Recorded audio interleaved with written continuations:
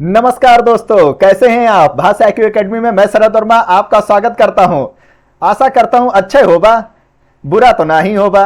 Okay, चलिए आज के टॉपिक को हम स्टार्ट करते हैं, जो कि है मिलेट से संबंधित। मोटे अनाज खाइए और स्वस्थ हो जाइए। मोटे मोटे अनाज खाने में कड़ा लगता होगा, रोटियां मोटी। ओके, चलिए आज हम इसी पर ही चर्चा करेंगे। BIA से कंफ्यूज मत हो जाइएगा, ये हमारे चैनल का ही नाम है, भाषा IQ एकेडमी। अब हम आज चर्चा करने वाले हैं कि मिलेट भारत के द्वारा इसके लिए क्या प्रयास किए जा रहे हैं। यूनाइटेड नेशन के द्वारा भारत से सीख करके क्या प्रयास किया जा रहा है, और जानेंगे मिलेट विश्व में कहां कहां इसका उत्पादन हो रहा है, कहां कहां सबसे ज्यादा हो रहा है इसका उत्पादन, और कहां नहीं हो रहा था अब होना स्टार्ट हो गया है। और जानेंगे कि प्राचीन काल से ये चल रहा है कि नहीं चल रहा है। और फिर हम आगे बढ़ते हुए चलेंगे और फिर देखेंगे कि इनके उत्पादन के लिए क्या क्या दशाएं जरूरी होती हैं। ओके, फिर और थोड़ा सा स्टेप हम आगे बढ़ेंगे, फिर हम देखेंगे कि इसमें कौन कौन सी चुनौतियां आ रही हैं। भाई चुनौतियां बिना जाने अगर आपने क्लास बंद कर दिया तब तो आपने समझ लीजिए वीडियो देखा ही नहीं। और चुनौतियों के बाद अगर आपने आगे की राह को नहीं ध्यान में रखा कि क्या क्या कदम उठाए जाएंगे, तब तो फिर तो भूल ही जाइए, ये क्लास आपने किया ही है। और फिर लास्ट में आप अपना निष्कर्ष दीजिएगा, हम समझ जाएंगे कि हमारा आंसर कंप्लीट हो गया है। ओके, तो देर ना करते हुए शुरू करते हैं आज की क्लास को मिलेट के बारे में। चलिए, ये जो डायग्राम देख रहे हैं ये हमारे द्वारा ही बनाया गया है। ओके, चलिए शुरू करते हैं। जैसा कि आप जानते हैं, भारत 2018 में मिलेट वर्ष के रूप में घोषित कर चुका था, है ना, कि मोटे अनाजों को बढ़ावा दिया जाएगा। मिलेट जो ना समझ पाए रहे भाई, उन्हों को बता देते हैं। मोटे अनाज ज्वार बाजरा रागी खाए होंगे आगे, है ना, खूब खाए होंगे। कितना जरूरी होता है ये चावल गेहूं, इनके साथ ये भी खाइए। ओके, जरूरी है ये स्वास्थ्य के लिए। अब हम उसी पे ही चर्चा करेंगे। 2023 को संयुक्त राष्ट्र के द्वारा भी अंतरराष्ट्रीय मिलेट वर्ष मनाने की घोषणा की गई है। कहा अरे हमारे विश्व गुरु भारत ने जब ये कदम उठा लिया तो हम क्यों ना उठाएं, हम तो उनके शिष्य हैं। जय हो भारत, है ना। कुछ ऐसा ही है। तो भारत की ही पहल पर ही यूनाइटेड नेशन संयुक्त राष्ट्र संघ ने भी सोचा क्यों ना इस पर कदम उठाएं, अगले आने वाले साल में हम मिलेट वर्ष मनाएं। ओके, चलिए आगे चलते हैं। और इस पर जो अभी रिपोर्ट हाल ही में छपी थी, ये रिपोर्ट छपी थी इंडियन एक्सप्रेस में। ओके, चलिए आगे बढ़ते हैं। फिर सरकार ने 2018 में, जैसे कि मैंने आपको बताया था, इसे न्यूट्री अनाज, पोषण का अनाज के रूप में इसे घोषित कर रखा है। कितना जरूरी है हमारे स्वास्थ्य के लिए। अगर आप खाएंगे तो आपके अंदर का कोलेस्ट्रॉल लेवल भी सही रहेगा, फैट भी कम होगा, चुस्त और तंदुरुस्त बने रहेंगे। ओके, थोड़ा व्यायाम भी कर लीजिएगा। ओके, इसमें उच्च पोषक तत्व होते हैं, आपको हर प्रकार का जो मिनरल्स होता है वो प्रोवाइड कर रहे होते हैं। मधुमेह रोधी, अरे वाह, डायबिटीज के इतने ज्यादा शिकार लोग और उनमें आ गया रामबाण इलाज। खाइए आप मोटे अनाज, वाह सही है भाई ये बात। चलिए, फिर राष्ट्रीय बाजरा वर्ष के रूप में तो मनाया गया है। और ये हमारे इकोनॉमिक कंडीशन को बढ़ावा देने के लिए भारत ने कहा संयुक्त राष्ट्र से, हे संयुक्त राष्ट्र, हमारी वैश्विक अर्थव्यवस्था को भी अगर मजबूत बनाना है तो मिलेट वर्ष को लाना है। संयुक्त राष्ट्र ने कहा जी प्रभु, आपने कह दिया, हम तैयार बैठे हैं। तो इस प्रकार चल पड़ा मिलेट वर्ष का ये साल। चलिए आगे बढ़ते हैं। आगे के टॉपिक पे क्या है।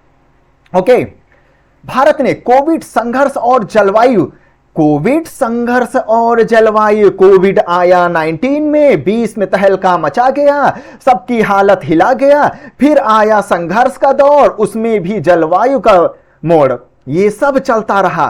भारत ने कहा बहुत विकट कंडीशन है, लोग देखिए कैसे सबका काम दाम सब बंद हुआ पड़ा है, कैसे कमाई हो सके। ओके, लेकिन एक चीज थी कोविड-19 के समय में, क्या, कृषि मजबूती से खड़ा था, उसकी वृद्धि थी। आप देखेंगे 102% उसकी वृद्धि चल रही थी, बाकी इकोनॉमी एकदम डाउन हो चुकी थी। कृषि को ऐसे ही ना समझिए, कृषि बंद तो खाना कहां से आएगा आपके पास। ओके, कृषि बंद, खाना मंद हो जाएंगे, पोषण से कम। ओके, तो फिर इस खाद्य चुनौती से निपटने के लिए भारत ने कहा कोविड, संघर्ष और जलवायु जैसा उसने लक्ष्य, उसने एक थीम बनाकर रखा विश्व स्तर पर। ओके, और इसी के साथ दौर शुरू हो गया मिलेट का। मिलेट क्या होता है? एक मोटे अनाज होते हैं, ये छोटे बीज वाले छोटे छोटे मोटे अनाज होते हैं जो परिवर्तनशील तरीके से होते हैं। इनमें कई प्रकार के आप देखने को मिल जाएगा। ओके, नेक्स्ट पॉइंट है इसके ऐतिहासिक पृष्ठभूमि के बारे में जानते हैं। पहुंच जाइए हड़प्पा काल में, आप देखेंगे वहां पर लोग जो हैं, क्या याद आया? ज्वार बाजरा सबकी खेती करते थे वो लोग, सब खाते थे अपने घर में ज्वार बाजरा की रोटी, यही सब उनकी चलती रहती थी। और सिंधु घाटी सभ्यता 3000 साल पुरानी, सोचिए तब से आज तक ये मोटे अनाज हमारी धरती पर विद्यमान है। और आज नहीं, बर्गर पिज्जा जिसमें होता है मैदा गेहूं, इन सब की चीजों को, अरे भैया थोड़ा सा उसमें अगर आप ज्वार बाजरा भी मिला लेंगे, मोटे अनाजों वाले आटों का भी इस्तेमाल करेंगे, तो ये स्वास्थ्य के लिए बहुत ज्यादा जरूरी होता है। ओके, भारत के रसोई में तो सबसे पहले भारत में ही इसका उत्पादन हुआ था। अब बताइए, मोटे अनाज का सबसे पहले उत्पादन कहां हुआ? भारत देश, अपना भारत महान मोटे अनाजों का जन्मदाता है ये। और आज वही अपने अस्तित्व के लिए लड़ रहा है। ये मोटा अनाज कह रहा है लोग मुझे भूलते जा रहे, खाते ही नहीं है, कहां जाऊं मैं? हे गेहूं, तुम्हारे लिए तो हरित क्रांति आ गई, हमारी क्रांति कहां गई भैया? हमहू का तो भाई लाओ समाज में सोशलाइज करो, हमको तो तुम डिप्रेशन के शिकार भेज दिए हो। अरे नहीं, और दोस्त बाजरा तुम कैसे डिप्रेशन में जाओगे, तुम तो हमारे साथ हो, ऐसा भारत ने कहा। और फिर एक नए चुनौती के साथ 18 में खड़ा हो गया और 2023 तक उसको एक नए पायदान पर पहुंचा दिया। अब सोचिए, ये होती है एक नई उमंग, एक नया अभिलाषा होती है, किसी चीज को आगे बढ़ाने का एक नया हौसला होती है। ओके, जब कोई टूटा उसको उठाया भी, गिराया तो विश्व स्तर पर कुछ जिसने गिराया होगा, लेकिन भारत ने हमेशा उसको उठाया और उसे कंधे पर अपने बैठाया। चलिए, मिलेट के लिए क्या क्या जलवायु दशाएं होंगी? अब भैया किसान पूछ रहे हैं भैया कहां हम करेक्ट पड़े कि हमारे खेतवा में मिलेट अच्छे से उपजाए जाए? तो हम कहेंगे अरे कूनो ना दादा, इसमें 70 से 100 दिन तो लगेगा आपको, और 350 से 500 mm यानी बहुत कम पानी की जरूरत। ओहो, तब तो बहुत सही। क्या करें, बिजली का भी बहुत ज्यादा बिल आ जाता है पानी जब सींचने जाते हैं। सौर ऊर्जा प्लांट अभी उतना लगा नहीं पाए हम, क्या करें हम? कुसुम योजना भी हमारे मतलब की सरकार तो चला दी है, लेकिन महंगाई भी हमारे पास है बहुत ज्यादा, क्या करें?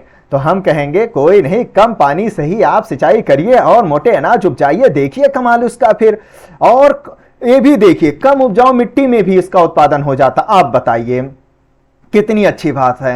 ओके, लेकिन एक चीज याद रखिएगा, खरीफ की फसल है, रबी में अक्टूबर नवंबर में ना उगा दीजिएगा। अच्छा हुआ बता दिया आपने, जून जुलाई में हम उगाएंगे। बिल्कुल सही, आराम से उगाइए, खाइए पिए, मौज करिए, मस्त रहिए, और क्या चाहिए? हम लोगों को भी थोड़ा सा निर्यात के कारण और हम लोग को भी मिलता रहेगा, अर्थव्यवस्था भी सुधरेगी, हमारा पोषण भी होता रहेगा। क्यों? बात सही कही ना? चलिए नेक्स्ट पॉइंट पे जानते हैं, भारत से सीखा है किन किन देशों ने मिलेट को आगे बढ़ाना।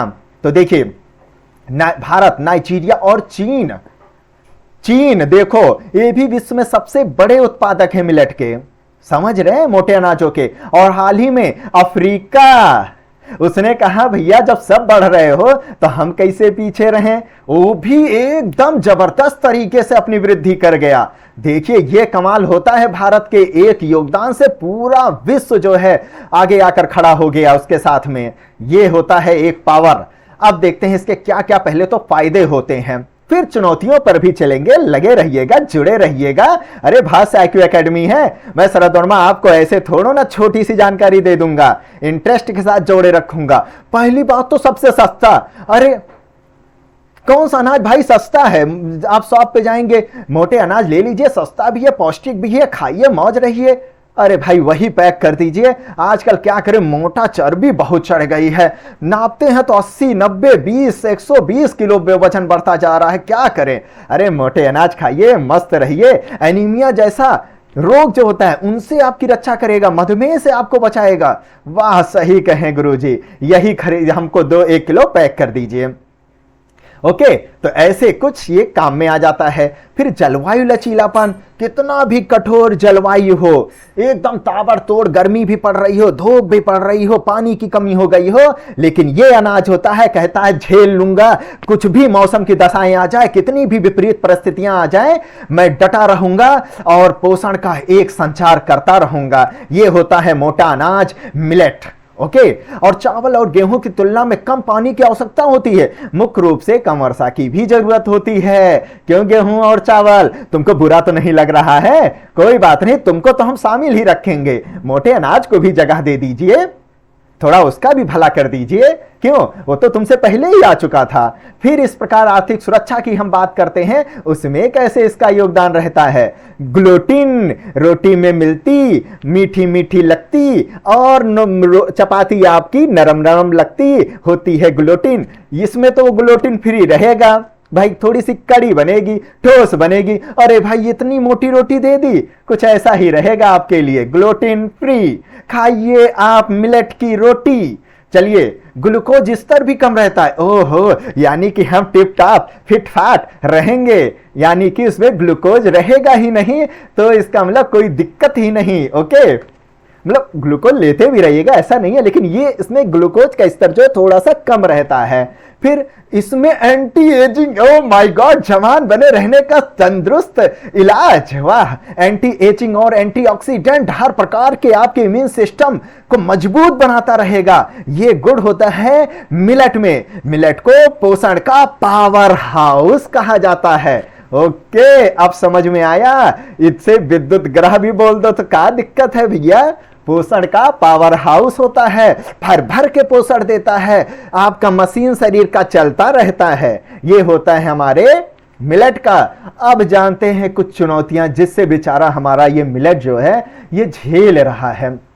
ओके, मिलेट तुम झेलो मत, हम अभी आपको पूरे जनता से, अपने भारत देश की जनता, विश्व की जनता से बताएंगे तुम किन किन चुनौतियों को तुम फील करे हो। ये एक तो गेहूं को बहुत ज्यादा तवज्जो मिला है। आप देखे होंगे सृष्टि के दौर, उस सब के दौर में आपने देखा होगा कितना ज्यादा इसको तवज्जो मिल रहा था, क्रांति का युग चल रहा था। फिर 1960 1970 के दौर में ओके, तो गेहूं को बहुत ज्यादा प्राथमिकता वहां पर मिल रही थी। एक तो ये कारण इसके चुनौतियों का बन रहा था, दूसरा सरकार की नीतियां भी उस समय जो है, जो राष्ट्रीय खाद्य सुरक्षा जो अधिनियम था उसमें भी इसको कम तवज्जो दिया गया था। ओके, याद है कुछ, उसमें ज्यादातर गेहूं, चावल और दालों पर ही ज्यादा इन्होंने, दलहन पर ही फोकस कर दिया, बागवानी पर फोकस किया। तो अब धीरे धीरे इस पर भी अब फोकस करने की बात उठ रही है। और मिनिमम सपोर्ट प्राइस सरकार के द्वारा, जब आपको कम आमदनी होती है तो किसानों को कुछ आय देती है ताकि उनका नुकसान बच सके, यही होता है एमएसपी। फिर सरकार ने केवल ज्वार, बाजरा और रागी को ही न्यूनतम समर्थन मूल्य घोषित कर रखा है। बाकी क्या भैया वैसे ही लाइन में खड़े रहेंगे, उनको भी शामिल कर दीजिए। क्यों सबको इतना दिक्कत दे रहे हैं? ये बेचारे हमारे बाजरा कुछ चुनौतियों का शिकार हो गए हैं, इनको बचाना है, इनको समाज में लाना है, लोगों के मुंह से पेट तक पहुंचाना है। ओके, फिर ना जाने शरीर में कहां कहां उसे जाना है। फिर चलते हैं नेक्स्ट टॉपिक पे।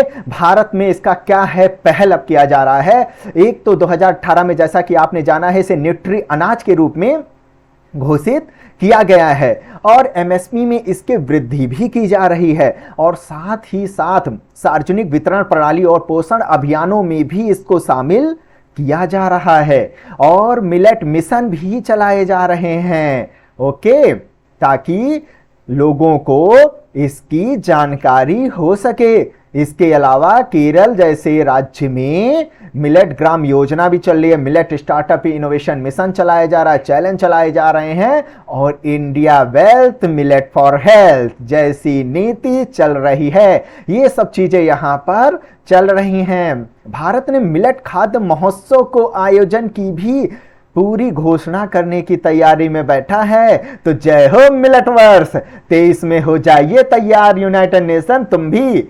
तो इस प्रकार ये है मिलेट की कुछ इंपॉर्टेंट बातें। अब चलते हैं निष्कर्ष। अब ये आप ही बता दीजिए, इतनी सारी जानकारी दे दी।